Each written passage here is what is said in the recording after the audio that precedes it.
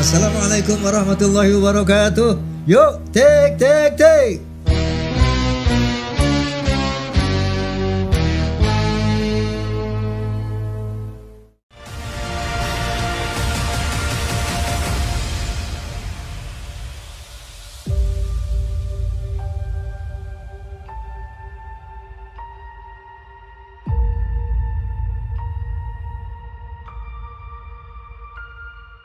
Assalamualaikum warahmatullahi wabarakatuh. Pemirsa, sebagaimana biasa, saya ingin menyapa pertama fans of Roma and Soneta, Forza. Yang kedua, Forum Silaturahmi Takmir Masjid dan Musholla Indonesia, Fahmi Tamami. Yang ketiga, Persatuan Artis Musik Dangdut Indonesia, PAMDI. Yang keempat, pejabat Persatuan Pengacara dan Jawara Bela Umat, kemudian juga Clowners tentunya, dan PIN, Perisai Idaman Nasional, dan tentunya semua para pemirsa rahimakumullah, bahwa dalam rangka menelusuri kebenaran dari isu nasab ini, podcast Bisikan Roma sudah cukup jauh melangkah. Tentunya ya untuk sampai kita kepada satu kepastian kebenaran daripada polemik ini. Oleh karena itu saya pernah mendatangkan Guru Gembul. Setelah Guru Gembul, kemudian dari pihak Ba'alawi yaitu Gus Romel. Kemudian dari yang membuat penelitian nasab Ba'alawi yaitu Kiai Haji Imaduddin Utsman. Nah, kemudian juga saya sudah mengundang juga dari ahli filologi, yaitu Profesor Menahem Ali. Kemudian juga saya sudah mengundang Habib dari Taufik Asgaf dari Rabithah Alawiyah. Sayangnya beliau tidak berkenan menghadiri podcast ini. Padahal saya mengharapkan, tentunya kita semua mengharap bahwa ada counter daripada pihak Ba'alawi, yaitu yang paling berkompeten adalah Rabithah Alawiyah. Namun sayang sekali beliau tidak berkenan untuk menghadiri podcast ini. Nah, tentunya selanjutnya bahwa kita pernah mendengar adanya isu-isu tentang dibangunnya kuburan-kuburan palsu. Itu banyak kita lihat di media sosial.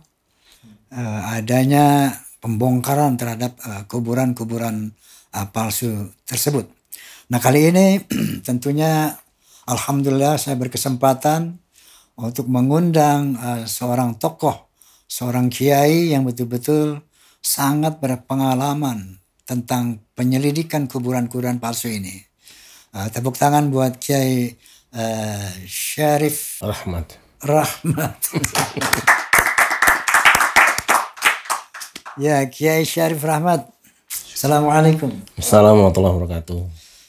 Atur nuhun Kiai sudah datang ke podcast ini. Sami-sami. Sebagaimana saya utarakan tadi bahwa dalam mencari kebenaran sampai tuntas ini, kali ini sampai kita kepada masalah kuburan ini. Karena banyak berita-berita yang beredar di Indonesia.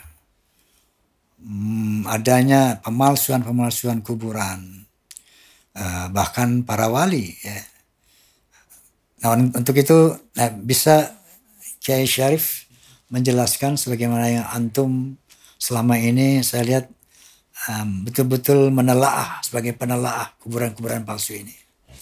Bismillahirrahmanirrahim. Alhamdulillah sejak tahun 2015 saya berkeliling ke pelosok-pelosok daerah karena ada pikiran yang mengganjel. Bermula dari kasus makam Mbah Priuk. Kasus makam Mbah Priuk. Ya, yang sempat ramai dulu itu ya. Ya, kebetulan saya diundang ceramah oleh Pak Wali Kota Bambang Sudiono untuk memberikan nasihat pada sambutan di peringatan Maulid Nabi di lapangan belakang kantor Wali Kota Jakarta Utara. Waktu itu bareng dengan Cici Paramida yang bernyanyi gambus. Ya, ya, ya. Sebelum kita mulai pengajian, saya diundang untuk masuk di ruangan kamar Pak Wali Kota bersama Lantamal dan Dandim kalau tidak salah. Pak Wali Kota menyampaikan bahwa ini sedang ada masalah di utara. Masalah apa Pak Wali? Masalah kuburan yang disebut dengan kuburan Mbah Priok. Oke.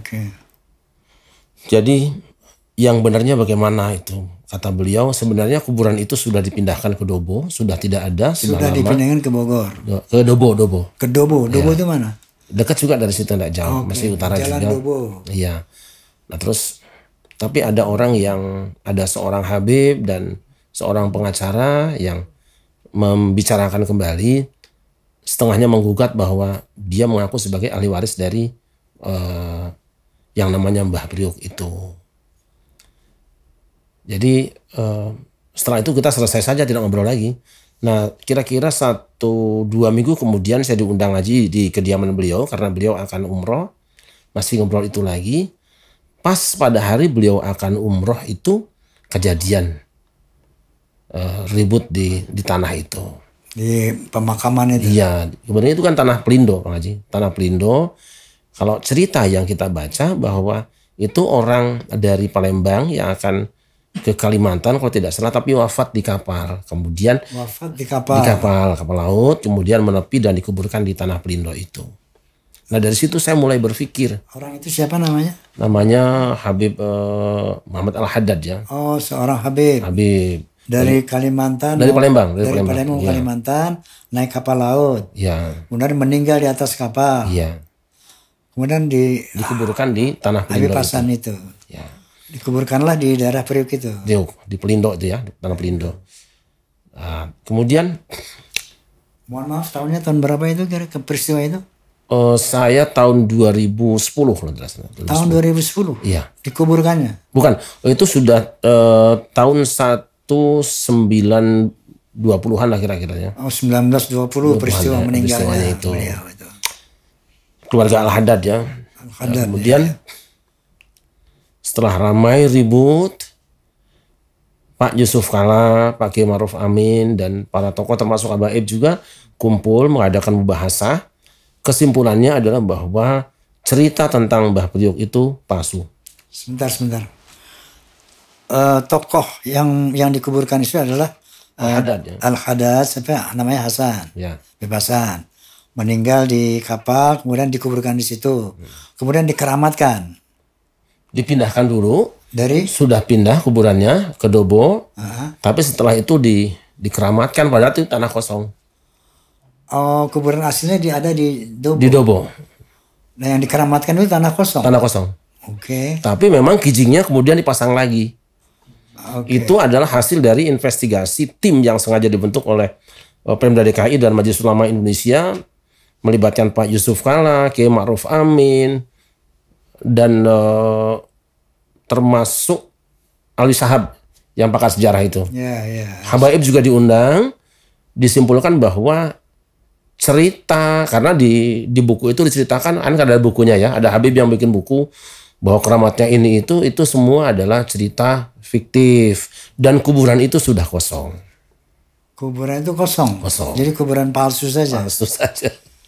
Itu sudah terbukti ya? Sudah terbukti. Di tahun berapa itu? 2010. 2010. Ya waktu itu beritanya ramai itu. Sampai ada yang meninggal. Betul.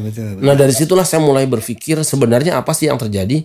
Bukankah di Jakarta ini ada beberapa tokoh ulama atau orang-orang besar yang mungkin layak juga untuk ditampilkan lah ya, seperti Pangeran Jayakarta kan? Nyaris tidak pernah terdengar. Kemudian Guru Mughni, Kiai Abdullah Syafi'i, Kiai Romli kan? Itu kok hilang ceritanya. Kiai Nur Ali, Kiai Zayadi juga hilang namanya. Padahal mereka adalah tokoh-tokoh yang bahkan Syekh Junaid juga itu hilang. Saya mulai berpikir sepertinya dia tidak berdiri sendiri. Nah, ketika saya bergerak, satu hari akan acara dengan TV One di ceramah di kuburan Sunan Kalijaga. Saya mampir di satu masjid. Di situ ada ruangan yang dikasih kelambu. Saya kan tukang ziarah ya. Saya tanya sama penjaga kotak amalnya, Mas, ini yang dikasih kelambu itu apa? Kata beliau, itu Syekh Jumadil Kubro. Syekh Jumadil Kubro. Jumadil Kubro di Terboyo. Saya boleh masuk? Boleh. Saya coba masuk. Kok nggak ada kuburannya? Cuma kelambu aja. Saya tanya lagi ke dia, Nun sewu Mas, ini kok nggak ada kuburannya nggih? Memang nggak ada, ini cuma petilasan. Petilasan. Oke, udah saya anggap selesai lah. Tapi sekian tahun kemudian, kok sekarang ada tulisan besar makam keramat Syekh Jumadil Kubro. Dan itu ada kuburannya. Pertama tuh nggak ada. Nggak ada. Sekarang sudah ada kuburannya. Sekarang sudah ada. Ada kuburannya, disebut dengan wisata ziarah, kemudian ada warung-warung, ada kotak amal tentunya, yang penting kan kotak amal sebetulnya. Yang nomor satu. Kalau yang lain sunat-sunatnya lah. Nah, saya tanya orang-orang. Setahu saya, Syekh Jumadil Kubro itu ada Terboyo di Jawa Timur, bukan di situ. Sebentar. Syekh Jumadil Kubro itu tokohnya fiktif apa eksis? Eksis. Siapa beliau itu? Syekh Jumadil Kubro itu kan termasuk yang menurunkan kemudian Wali Songo kan? Oke. Yang menurunkan Wali Songo. Syekh Jumadil Kubro ini terah dari Wali Songo. Leluhurnya Wali Songo. Leluhurnya Wali Songo. Adanya di daerah Trowulan. Nah itu Trowulan, Jawa Timur. Makam aslinya ada? Ada. Di? Trowulan. Di Trowulan. Trowulan, Jawa Timur. Sampai sekarang masih ada. Nah, yang palsu itu di mana? Nah di Terboyo itu Semarang. Di Semarang? Semarang. Saya tanya, ini siapa yang mengadakan ini nih? Katanya berdasarkan petunjuk dari satu daerah lah. Dari mana? Dari Pekalongan. Dari Pekalongan. Habib Lutfi. Ya. Oke. Itu. Wah, itu keterangan siapa? Orang-orangnya di situ semua bisa ditanya. Orang. Sampai hari ini bisa ditanya semua. Sampai saya bilang, Mas, ini kan kuburan palsu. Mas, dulu kan nggak ada. Sekarang jadi ada. Ya, kita kan hanya melaksanakan saja. Udah itu saya anggap selesai. Saya tinggalkan dan saya sampaikan ke teman-teman. Kemudian saya coba juga pas pengajian di Kalimantan Tengah, karena saya dengar ada kuburan ulama besar namanya Kiai Gede. Kiai Gede itu adalah seorang ulama yang dikirim oleh Kerajaan Demak untuk bersama-sama berjuang dan kemudian mengislamkan sekitar Kalimantan Tengah di Kota Waringin Barat. Nah, kedua kali saya datang ke sana, si penjaganya itu kalau tidak salah namanya Pak Tamrin atau siapa, kemarin ada Habib kesini mengatakan bahwa ini aslinya adalah Habib katanya. Ada yang bilang Habib Asega, ada Habib Al-Gadri, macam-macam. Artinya apa? Bahwa seperti ada upaya untuk mencoba mengganti nama orang itu, nama orang. Itu sudah dihabibkan. Tapi untung masyarakat di sana masih tetap manggilnya Kiai Gede gitu. Kiai Gede. Kiai Gede. Yang maksud dihabaibkan itu apakah ada misalnya makamnya dirubah namanya apa tidak waktu di? Sudah dibicarakan. Sudah dibicarakan. Sudah dibicarakan dengan juru kuncinya. Tapi kan masih ada tulisannya Kiai Gede dan itu sudah cukup masyhur. Itu ada masjid yang umurnya sudah 500 tahun lebih dari kayu semua di situ. Jadi mungkin tidak bisa mengganti langsung karena tulisannya juga besar dan masyarakat sudah tahu. Tapi bahwa itu aliasnya sudah ada, alias Al Habib anu. Alias Habib. Iya. Padahal bukan Habib. Bukan. Beliau Kiai Gede dari Demak. Sebentar Kiai, ini kan bisa aja Habib kan betulnya misalnya kan. Nah jadi bagaimana bahwa itu dinisbatkan ke Habib itu dan ternyata bukan Habib itu seperti apa? Ada penjelasan nggak? Ada di sejarahnya kan tertulis di situ bahwa namanya Kiai Gede saja. Kiai Gede. Orang Jawa. Orang Jawa. Orang Jawa. Yang dikirim oleh Kerajaan Demak. Karena di sana kan sedang terjadi sesuatu ya, ada konflik, terus minta bantuan. Beliau adalah seorang ulama, berangkat membawa 40 orang jamaah sehingga bisa sholat Jumat karena mazhab Syafi'i. Nah, kemudian di sana ada semacam perjanjian kalau bisa memenangkan konflik ini maka kami akan masuk Islam. Allah izinkan dapat kemenangan. Masuklah Islam. Tidak pernah orang mengenal namanya siapa-siapa kecuali kiai gede aja. Nah, apakah kemudian yang dinisbatkan kepada nama Habib ini, Habib siapa itu? Ada tertulis di sana? Tidak. Tidak tertulis. Cuma juru kuncinya ngobrol dengan kami. Oh, juru kuncinya. Bahkan kemarin salah seorang ustadz di Sampit saya minta untuk mengulang ke sana.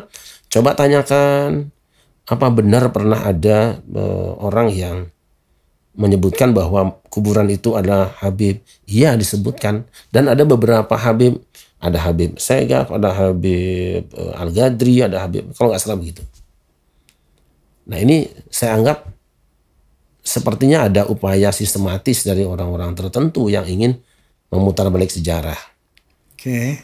Saya dapat lagi dari Jawa Timur, di daerah Dukun namanya, ada jemaah kita di sana yang melaporkan bahwa di sini sudah ada sekitar 17 tahun ada haul namanya Mustafa Al-Maghribi. Haul Mustafa Al-Maghribi. Iya.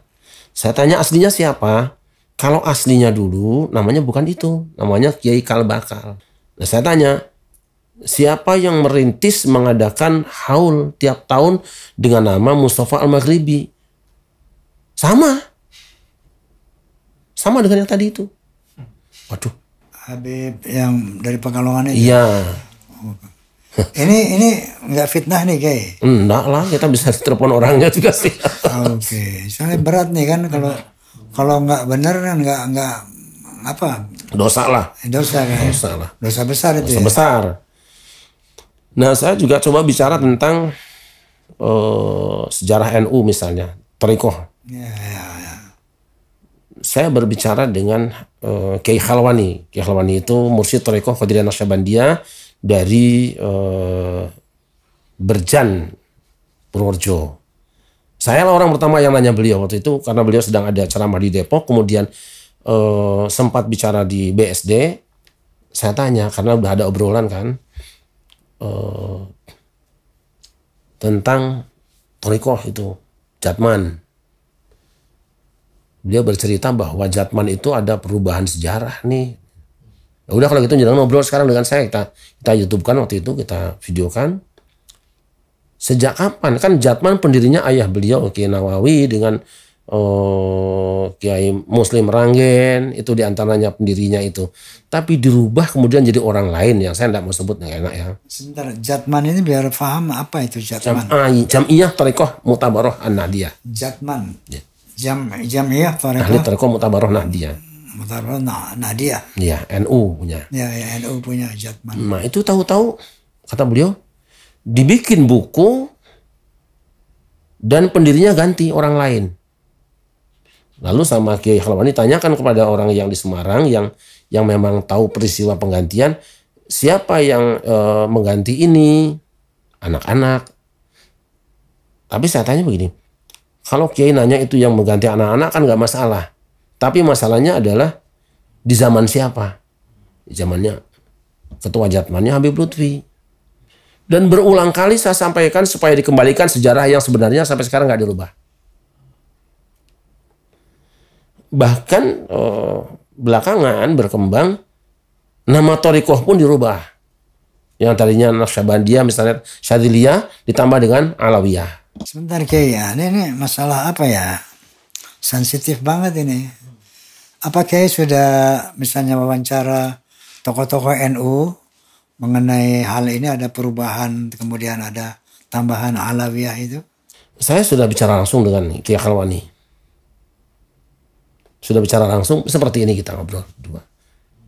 Dan beliau belakangan juga sudah berkenan untuk berbicara dengan yang lain juga. Tapi yang pertama memang menanyakan saya dulu di BSD. Kemudian ada beberapa daerah yang sebelumnya juga kuburan itu tidak ada nama itu, kemudian belakangan jadi ada. Misalnya di Kaligowong, di Wonosobo itu, Ada kuburan masyarakat biasa, belakangan kemudian dibuatkan silsilahnya. Jadi kuburan Sayyid Awud atau tidak salah itu. Saya tanyakan ke kiai di situ, karena ada silsilahnya dibuat, siapa yang bikin ini? Sumbernya sama. Sama juga yang disuruh. Sama juga. Ini beneran kan? Benar. Saya siap bertemu gitu aja. Ini sangat banyak sekali. Jadi akhirnya saya berkesimpulan bahwa ada upaya untuk memutar balik sejarah lah. Mungkin Pak Haji lebih sering mendengar mungkin tentang perubahan sejarah NU kan? Ya, ada ramai juga. NU kan selama ini yang kita baca itu didirikan oleh Mbah Hasyim Asy'ari bersama beberapa ulama atas restu dari Syekhona Khalil Bangkalan Madura. Tapi ada belakangan cerita bahwa NU didirikan karena Mbah Hasyim Asy'ari pulang ke Indonesia ini disuruh oleh seorang gurunya di Mekah supaya bertemu dengan Habib Hashim bin Yahya, kakeknya Habib Lutfi. Ini ramai sebetulnya kalau mau dibuka ramai sekali. Maksud saya begini, kenapa kok NU diam-diam saja gitu kan? Kan masalah besar.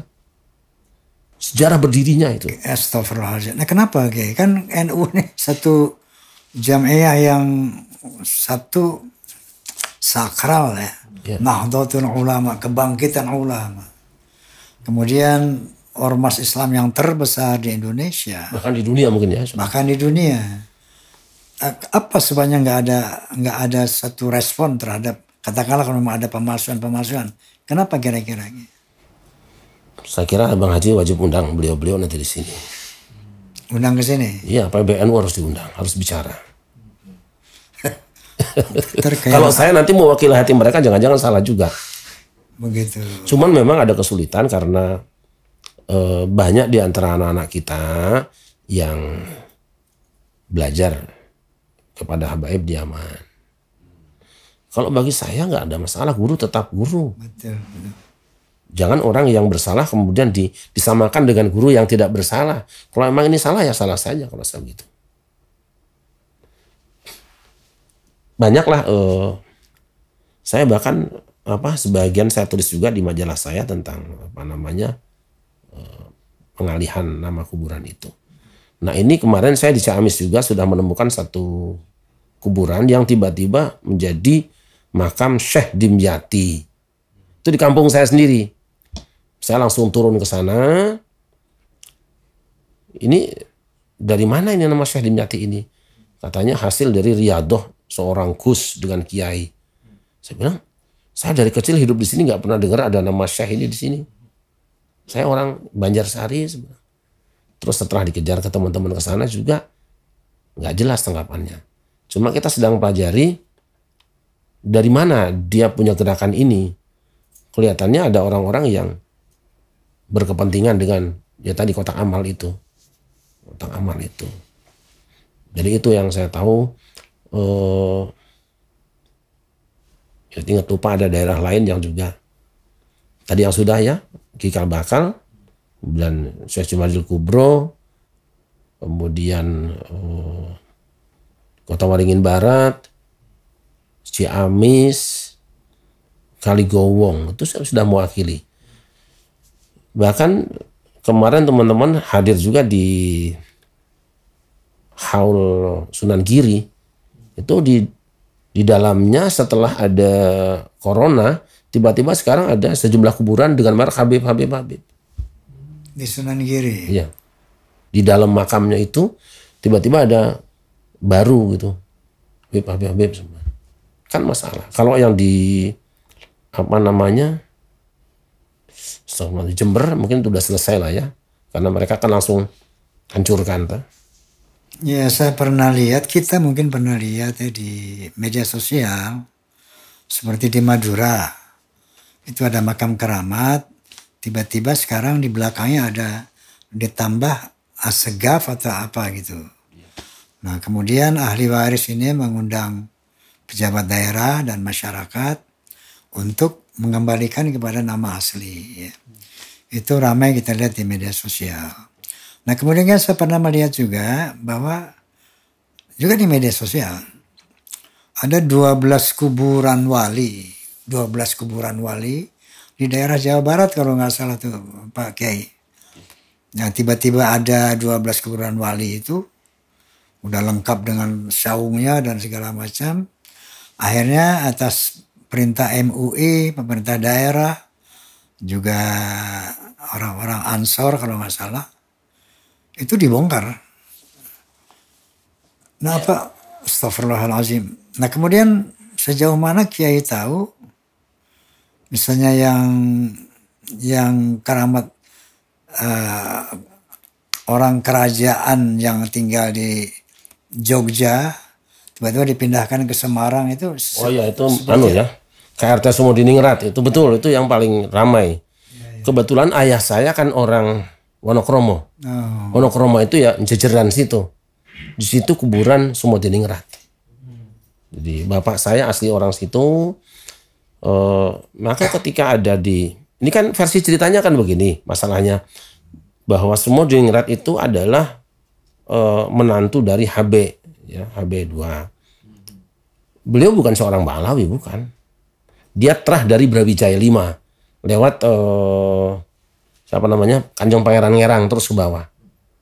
Saya ada silsilahnya kebetulan dari buku dari keraton dikasih gitu bagi. Nah itu kuburannya ada di jajaran. Jadi beliau terbunuh pada saat ada pasukan Belanda yang menyerbu, istilahnya Geger Sapahi itulah ya. Terbunuh di situ. Kuburannya ada sampai hari ini. Tapi kalau versi yang membuat cerita itu, katanya beliau tidak terbunuh. Yang terbunuh itu adiknya. Beliau lari dan meninggal di Semarang. Nah itu cerita versi yang kedua ini. Nah kita kan telusuri. Siapa yang membuat cerita bahwa Sumodiningrat ini menjadi Habib Toha bin Yahya kan? Habib juga. Jadi Habib Toha bin Yahya? Iya. Padahal nama aslinya? Sumodiningrat. Sumodiningrat. Makamnya di Semarang jadi Toha bin Yahya? Iya. Bukan Sumodiningrat? Alias Sumodiningrat. Alias. Kita tanyakan juga teman-teman karena kita juga banyak teman. Ternyata pelakunya dia juga. Sama juga? Sama. Ini aneh kan? Itu dibuat sampai ada tesis dibikin sama Siti Fatimah di UIN Jogja itu. Referensinya ngambil dari situ bahwa perjuangan Habib Hasan bin Toha bin Yahya itu. Habib Toha bin Yahya seolah-olah pejuang yang menyelamatkan keraton lah.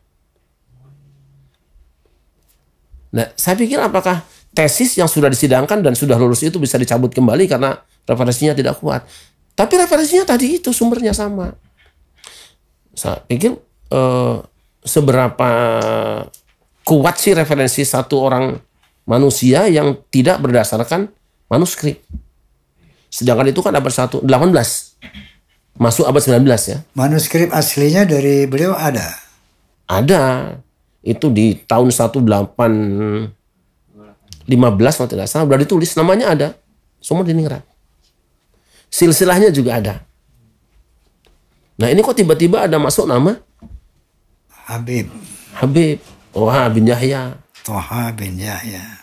Saya sempat juga main ke Keraton Jogja, sempat bicara kita. Jadi tokoh ini membuat yayasan namanya Darul Hashimi. Hashimi itu Hashim bin Yahya kan sananya. Sampai membuat kegiatan haulnya di Keraton Jogja. Saya sampaikan kepada yang ada di situ, kalau bisa jangan diteruskan. Karena sejarah akan berubah nanti. Pada akhirnya Keraton Jogja didirikan dan diselamatkan oleh siapa? Solo oleh siapa? Nanti pada akhirnya sejarah kita akan hilang dan ya kita jadi seperti tamu di negeri sendiri. Nah, upaya untuk menggesernya kita itu kemarin juga sempat terjadi di Palembang kan. Di Palembang tuh ada seorang Habib meninggal dunia. Tahu-tahu di komplek kuburan Sultan, Kesultanan Palembang sudah digali lubangnya, akan dikubur di situ. Nah, untungnya saja keluarga Kesultanan Palembang dan beberapa tokoh kemudian bersepakat untuk menolak itu. Sepakat menolak itu. Mungkin Bang Haji juga tahu, dulu pernah ada kan seorang tokoh yang juga akan dikuburkan samping Pangeran Jayakarta kan. Ini kakek sendiri mesti tahu. Saya belum dengar itu yang. Nah, jadi gini. Ini juga sekaligus menepis cerita sejarah yang berkembang. Kan seorang tokoh lah. Kalau kita baca sejarah itu, Pangeran Jayakarta kan ada 2 versi kuburannya. Ada yang di Pasar Ikan, ada yang yang sekarang itu Jatinegara Kaum. Untung saja ada anak cucunya tinggal di situ kan, termasuk keluarga Pak Haji. Bayangkan kalau nggak ada anak cucunya di situ, pasti yang kan di Pasar Ikan. Jadi ada cerita seperti ini dari keluarga Jayakarta, bahwa saat itu ada seorang Habib meninggal dunia, akan dimakamkan di pekuburan Jayakarta, di komplek keluarga Jayakarta. Nah, kemudian keluarga menolak, padahal itu jenazahnya sudah keluar dari kerandanya. Oke. Jenazah sudah keluar dari keranda, keluarga Jayakarta menolak, tidak mengizinkan karena ini komplek keluarga. Akhirnya jenazah itu dipikul di tempat yang sekarang dikuburkan, saya tidak akan sebut. Nah, maka disebutnya apa? Itulah disebut di luar kurung batang gitu.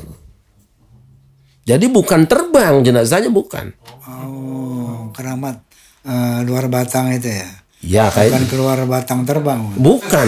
Jadi dia sudah dikeluarkan dari kurung batang, tapi karena keluarga Pangeran Jayakarta tidak mengizinkan beliau dikuburkan di situ karena ini kan keluarga. Maka beliau dibawa tidak dengan kurung batang lagi. Kan mungkin tidak enak, udah keluar masuk lagi kan. Itu yang saya dengar dari keluarga Pangeran Jayakarta di Jatinegara Kaum. Akhirnya dimakamkan di Pasar Ikan. Pasar Ikan itu. Oke. Nah, ini oleh sebagian warga dianggap seperti ada upaya masuk di lingkungan itu. Makanya Keraton Palembang tidak setuju. Nah, seperti itu. Ya, memang ada belakangan kan ada cerita bagaimana Yahudi menguasai Palestina dengan membuat makam-makam palsu di sekitar masjid Aqsa. Masjidil Aqsa seperti itu. Itu antum Kiai sejauh mana antum mengerti sejarah mengenai makam-makam palsu yang dibuat Yahudi di sekitar Masjidil Aqsa?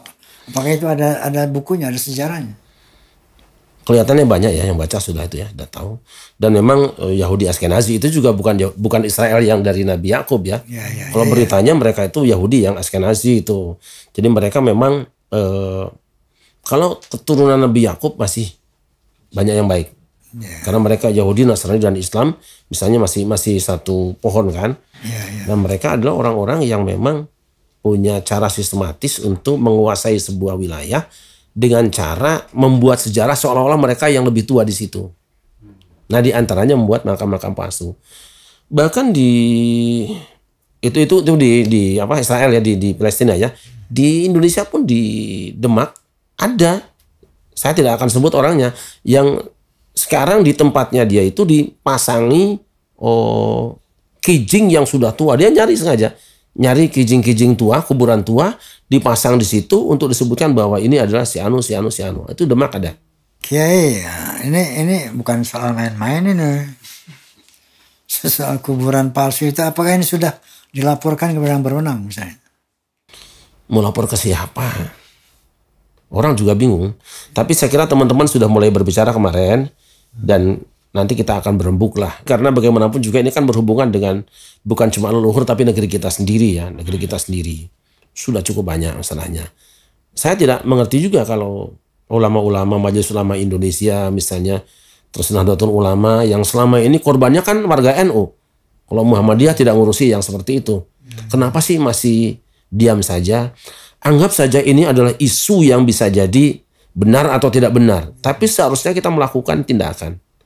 Ada langkah-langkah untuk penelitian, ya. Betul, untuk memastikan bahwa ini benar atau tidak. Jangan dibiarkan menggelinding. Semua kalau dibiarkan menggelinding nanti lama-lama bola api ini akan terus. Ya, itulah justru maksud daripada kehadiran Bisikan Roma ini dalam rangka mencari sebuah kebenaran dari polemik ini. Karena kalau dibiarkan begitu saja tanpa menghadirkan tokoh-tokoh yang kompeten dalam hal ini beritanya menjadi liar. Ada hal lain Bang Haji yang mungkin kita perlu kaji juga. Penamaan daerah misalnya. Ya. Itu juga terjadi. Kita tahu hubungan antara Jayakarta, Banten, dan Mataram itu kan sangat kuat. Sehingga ketika pasukan Mataram masuk ke Jakarta meninggalkan nama Matraman. Ya kan? Di sini ada Panglimo, Kecamatan Limo. Ada Wiragunan, Ragunan. Kemudian pasukannya berhenti di Tangerang sebelah barat. Di situ kumpul namanya Balaraja. Nah, ini masih tercatat. Dan Condet juga sama. Condet itu kan dari nama Pangeran Jonet, anak kandungnya Pangeran Diponegoro, yang kuburannya ada di Karet. Sama Jakarta juga Ahmad Jakarta kan. Nah, tapi ada satu daerah yang sudah saya ketemukan itu dirubah. Ada nama daerah dekat Matraman itu namanya Paseban. Ya. Di dalam buku, yang saya bawa bukunya sebetulnya, buku karya seorang Habib, itu asalnya Mbak Saiban katanya. Mbak Saiban. Ya. Padahal Paseban itu bahasa Jawa. Seba itu pertemuan. Pertemuan rakyat dengan raja. Seba, bahasa Sunda juga sama Seba. Kan ada lagu Kanggo Sebo Mengko Sore. Seba itu pertemuan. Jadi Paseban itu tempat pertemuan. Pertemuan dengan Raja Mataram. Makanya di Matraman dekat Paseban situ. Nah, itu penting menurut saya harus dikaji ulang. Sebegitu beraninya itu. Jadi Basaiban ya. Basaiban. Basaiban jadi Basaiban. Kan jauh banget tuh. Ya. Secara istilah dekat. Secara bahasa Paseban sama Basaiban dekat. Beda Pak sama Mbak aja. Tapi secara hakikatnya ini bahaya gitu kalau disalah artikan. Ini sejarah kita rusak nanti. Di Matraman kan? Itu ada semua. Saya ingin teman-teman itu yang punya waktu coba ditelusuri. Karena sekarang banyak daerah-daerah yang kelihatannya perlu dikaji ulang penamaannya itu. Nah, seperti ada yang mengklaim juga itu misalnya Maulid Gresik, Maulid Solo, Maulid. Iya, kita orang Indonesia itu kan bertanya-tanya, siapa sih tokoh Solo? Kenapa tidak Sultan Agung? Iya. Saya terus terang sempat bicara dengan Keraton Solo, dengan Gusti Mung, saya sempat bicara. Kita ingin ada haul besar Solo dan itu haknya Sultan Agung. Saya tidak tahu kalau ada istilah haul Solo adalah yang lain.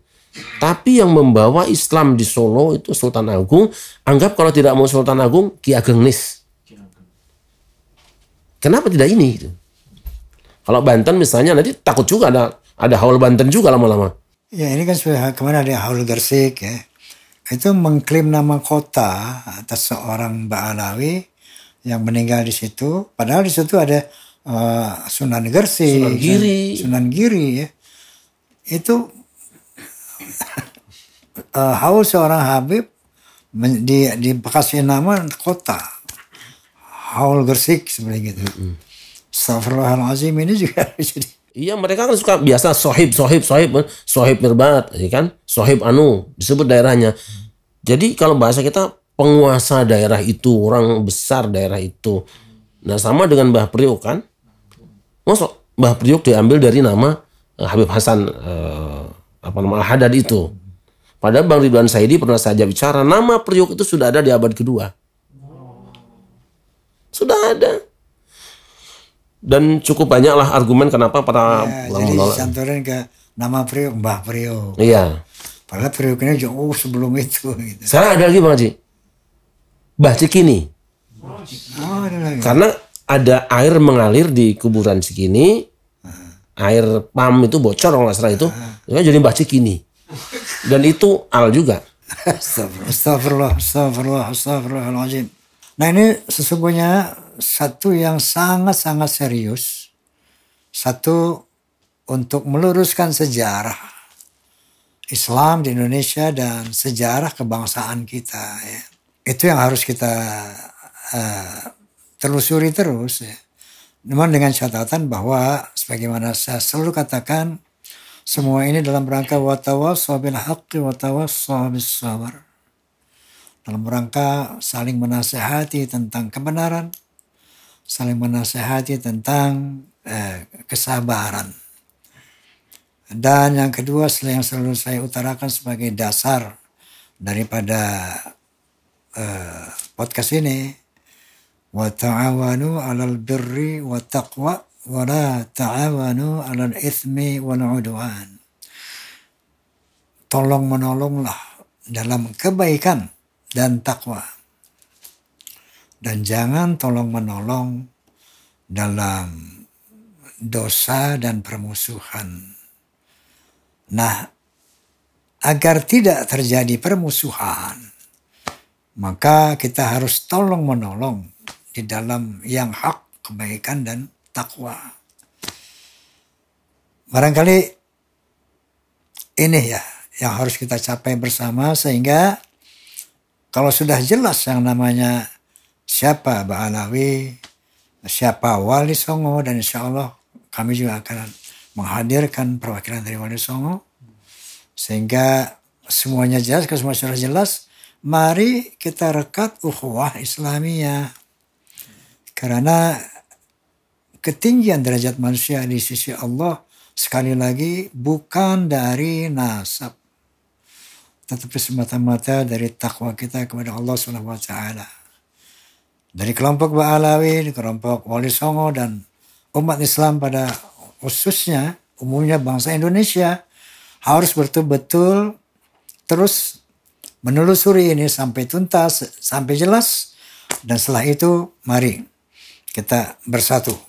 Innamal mu'minana ikhwatun. Bahwa orang beriman itu bersaudara. Fa aslihu baina akhwaikum. Maka rekonsiliasi, persatukanlah sesama orang beriman ini. Itu goalnya itu, nggak ada yang lain. Oleh karena itu, sekali lagi,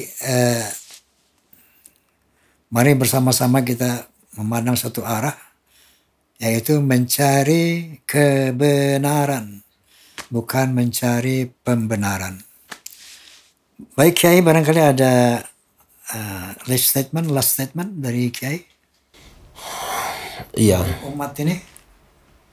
Dulu Rasulullah pernah dituduh sebagai orang tidak waras. Karena mengatakan Nabi Sulaiman itu nabi. Mengapa? Karena sudah syuhrah wal istifadah.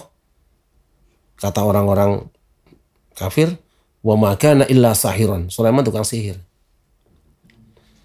Nah, bisanya Nabi Sulaiman dituduh sebagai tukang sihir karena di bawah kursinya memang diketemukan alat sihir. Siapa yang masang? Tukang sihir. Ketika Sulaiman sudah wafat, mereka bikin tim gabungan pencari fakta. Mereka sendiri juga. Kok bisa masang di situ? Karena di istana Sulaiman itu ada PNS. Pegawai negeri Sulaiman. Yang itu juga tukang sihir. Jadi di semua lini mereka pasang. Ada yang jadi wartawan, panelis, penulis, semua. Begitu Sulaiman wafat, dibongkarlah itu, diumumkan, dipublish. Sampai Rasul datang, semua orang masih menganggap Sulaiman itu tukang sihir. Begitu Rasul datang, dihadapi mereka, dia nabi. Apa alasanmu? Ini dibongkarlah sejarah yang aslinya. Ternyata itu adalah kelakuan kalian sendiri. Jadi para pemalsu sejarah itu memang selalu mengincar ya untuk menjatuhkan kehormatan orang. Sama juga ketika dalam kasus perpindahan kiblat. Ketika Rasul mengajak orang untuk menghadap kiblat ke Baitullah, kan mereka protes.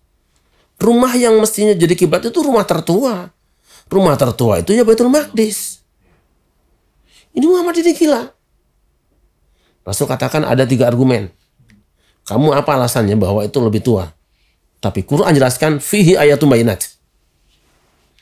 Ketika Tuhan katakan inna awwala baiti wudi'a lin-nasi lallazi bakkata mubarakan wa hudan lil alamin. Rumah pertama di bumi untuk manusia beribadah pada Allah itu yang di Mekah. 3 alasannya. 1, maqamu Ibrahim. Ada tapak kaki Nabi Ibrahim. Jadi ini fakta sejarah yang tidak boleh dibuang. Tapak kaki Nabi Ibrahim karena Baitul Maqdis itu zaman Daud dan Sulaiman, sedangkan Daud Sulaiman kan di bawah Ibrahim jauh. Nah, ada tapak kaki Ibrahim berarti ini lebih tua daripada Baitul Maqdis. Yang kedua, man dakhalahu karena aminah, masuk dijamin aman karena daerah yang disepakati aman. Yang ketiga, wajib naik haji. Dan naik haji itu udah zamannya Nabi Ibrahim. Habis mereka argumennya. Saya tidak membayangkan bahwa ketika seorang Muhammad datang dengan mengatakan setelah 500 tahun ada pemalsuan nasab. Nabi Isa dibilang anak Tuhan. Bin Tuhan. 500 tahun dibongkar oleh Muhammad. Bukan, dia bukan bin Tuhan. Dia bin Maryam. Jadi kalau sekarang ada 500 tahun yang sudah ramai diangkat, saya kira itu luar biasa. Masih banyak hal seperti itu yang seharusnya kita tidak antipati dengan kritik kita yang sekarang ini. Dengan kritik yang ada sekarang ini. Bisa jadi memang banyak yang tersembunyi, tetapi kebenaran memang harus diungkapkan. Betapapun pahitnya. Tapi apakah ketika Rasul mengatakan bahwa Nabi Isa itu bukan seorang anak Tuhan, tapi dia adalah Nabi Tuhan, apa semua orang percaya? Tidak juga. Orang-orang besar banyak yang tidak percaya. Ketika Musa datang juga, Firaun kan sampai bilang-bilang, alam nurabbika fina walida wa labista fina min umrika sinin wa fa'alta fal'ataka allati fa'alta wa antum kafirin. Musa, untuk apa kamu kok berubah seperti ini? Bukankah kamu sudah aku rawat dari mulai anggota ormas, sekarang kamu jadi pengurus, misalnya DPW. Kurang apa? Kamu posisi sudah siap menggantikan aku. Kok tiba-tiba punya pendapat lain? Beberapa tahun kamu kurawat. Mulai dari pengkaderan sampai jadi dilantik. Kan kamu dia oke. Tapi Musa hebat. Saya tidak ngomongin siapa-siapa ngaji aja. Fa'altuha idza wa ana minadh dhalin. Aku melakukan ini karena aku dulu salah jalan. Fa farartu minkum lamma khiftukum fa wahaba li rabbi hukma wa ja'alani minal mursalin wa tilka ni'matun tamunnuha alayya an 'abadta bani Israil. Aku sekarang sudah tahu dan Allah sudah pilih aku untuk menjadi orang yang menyampaikan kebenaran. Kalau kemarin itu kamu memang Firaun beri aku fasilitas, tapi kan yang lain jadi budak kamu, diperbudak. Jadi bagaimana Musa siap berhadapan dengan kekuatan yang sudah mapan demi menyelamatkan rakyat banyak yang selama ini jadi budaknya. Itu saya kira. Ya. Jadi saya bilang ke teman-teman, jangan mundur maju terus. Tetap santun, tapi argumentatif. Biarkan rakyat menonton lah. Ya. Jadi memang Astagfirullahaladzim. Ya, kayak saya sering bilang, Kiai, ini Habib ini saya bergaul dari kecil. Dari masih remaja teman saya Habib banyak banget gitu ya. Bahkan ada saudara-saudara yang nikah dengan Habib itu banyak. Misalnya dari pihak Ridho nih. Namanya Ridho. Kan banyak gitu. Saudara Habib ya. Tapi jadi adik saya ditanya juga sama beliau-beliau nih. Bang Haji kenapa gini-gini? Astagfirullahaladzim. Ini dalam rangka qulil haqqa wa la kana mur. Menegakkan kebenaran ini perintah Allah untuk kita semua. Illa lillahi ta'ala. Kepentingan apa? Kepentingan saya apa? Saya sedih ada peristiwa ini. Sedih, perih gitu. Bagaimana? Tapi saya sebagai seorang muslim yang awam, sebagai warga bangsa punya kewajiban untuk menegakkan kebenaran, yang benar-benar salah-salah gitu. Nah setelah selesai, ya udah kita guyup lagi gitu ya. jalan bareng lagi, ngopi bareng lagi, Beb. Masya Allah, Masya Allah. Guru-guru saya Habaib juga banyak. Tetap guru saya.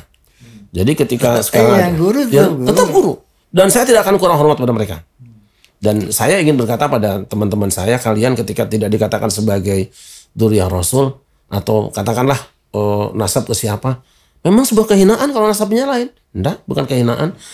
Anggap saya ini misalnya anak iblis gitu kan. Saya tidak merasa hina wong saya sholat sekarang. Kan Quran mengatakan fama balu qurunil ula. Bagaimana orang-orang generasi kemarin yang sudah terlanjur begini ke dia, ilmu inda rabbi. Itu urusan Tuhan lah. Tapi next sekarang ketika kita tahu sebuah kebenaran, ikuti kebenaran itu. Ya makanya seperti bagaimana dengan bacaan Ratibul Haddad, Ratibul Autos. Itu ilmu. Ilmu yang laksanakan kalau memang itu baik. Bahkan dari siapapun ilmu itu. Bukan karena dia Habaib ilmunya enggak begitu, jangan. Tetap laksanakan ilmu-ilmu yang dari beliau-beliau yang bagus, laksanakan. Nah seperti ada lagu ulang tahun Habib Rizik ciptanya itu. Kan saya setiap ulang tahun dirayakan oleh Indosiar. Mabruk alfa mabruk alaika mabruk. Itu kan ciptaan Habib Rizik. Apakah dengan begini gue ganti lagi? Terus enggak. Tetap mabruk alfa. Tetap begitu, Beb. Enggak gue ganti lagi karena itu bagus gitu. Itu Islami gitu loh. Itu keren. Sebetulnya ya Masya Allah, ana uhibbukum kulluhum ana uhibbukum. Wallahi.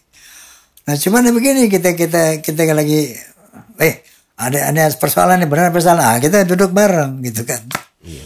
Duduk bareng cari ini salah ini benar. Yuk kita kepada kebenaran. Sempat ramai juga Haji kan.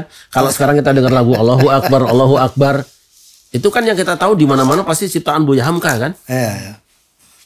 Makanya saya bawa piringan hitam. Ini bukti bahwa lagu itu bukan bikinan Buya Hamka, tapi ini Ki Abdul Manap Nasution.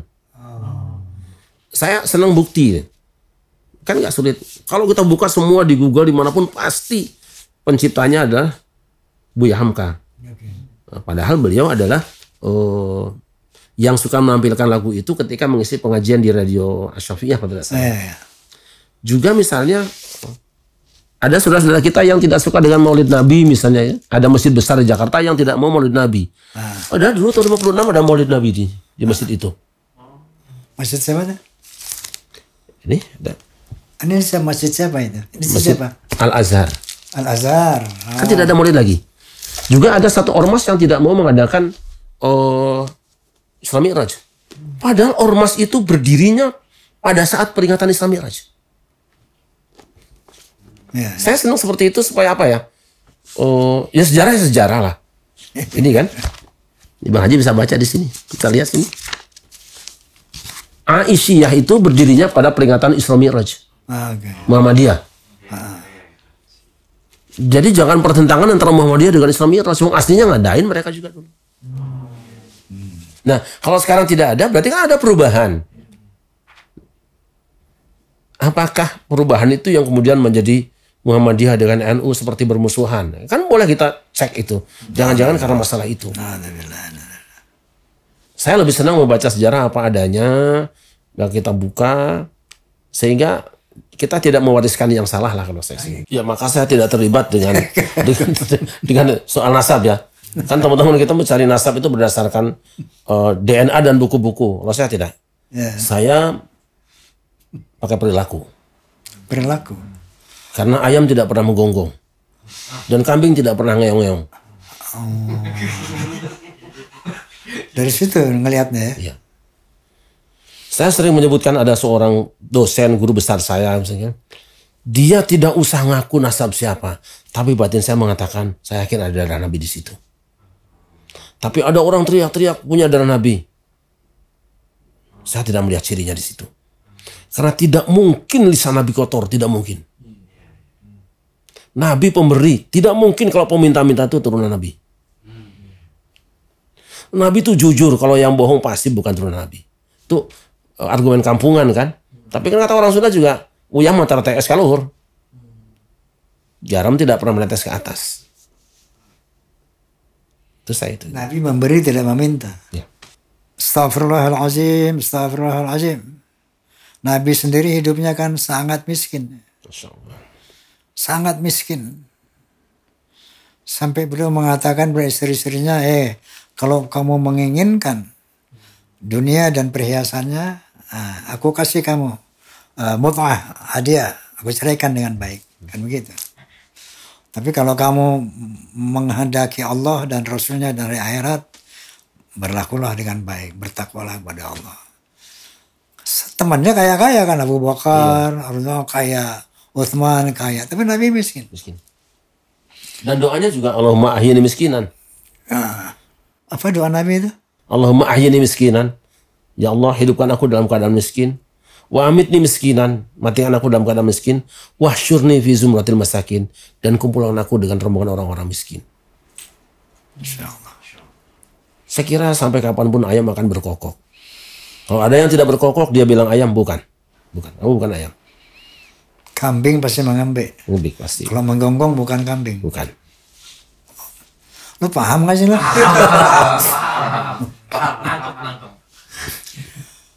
Baik pemirsa, astagfirullahaladzim, astagfirullahaladzim. Demikian tadi bincang-bincang kita dengan Kiai Syarif Rahmat. Ya. Beliau, Masya Allah, punya pesantren apa? Ummul Qura di Jakarta sini. Pondok Cabe. Pondok Aren. Pondok Cabe. Pondok Cabe. Cabe Aren Cabe.